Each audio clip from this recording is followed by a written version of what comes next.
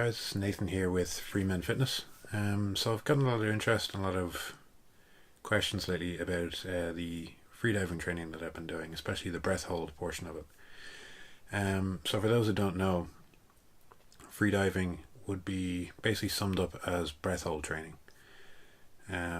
So in other words, it's essentially like scuba diving, except instead of relying on a gas tank for air, you're just relying on the air that's in your lungs. And some of the records that people currently hold for that are incredible. So I know the current breath hold for static apnea, so in other words not swimming, is over 11 minutes, so 11 minutes underwater. Pretty impressive. A question that you would ask is, how do we train for it? Obviously we train in the water,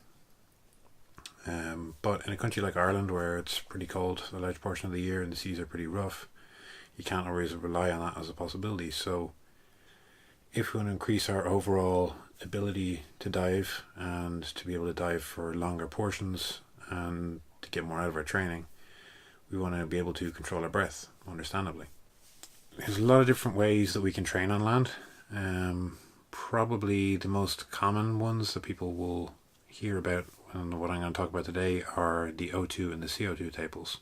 But there's also things like apnea walks and various other ways of doing it, which if people are interested I can talk about in a future video. But for today I'm going to focus on the O2 and the CO2 tables.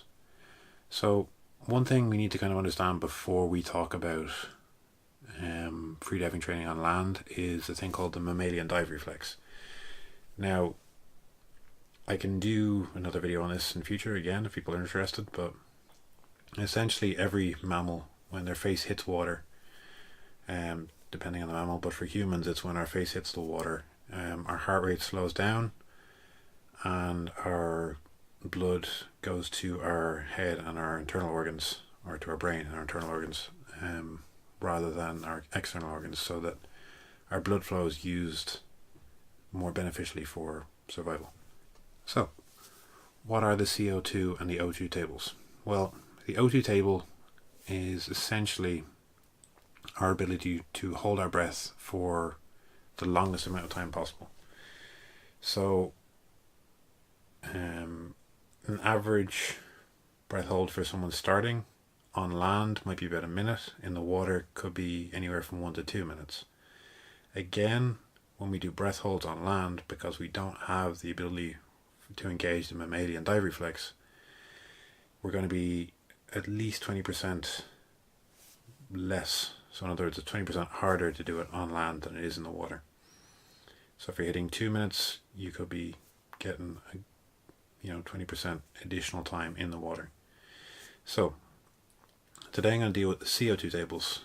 So O2 tables, basically they increase our ability to deal with less oxygen, and the CO2 tables increase our ability to deal with more CO2 in our bloodstream.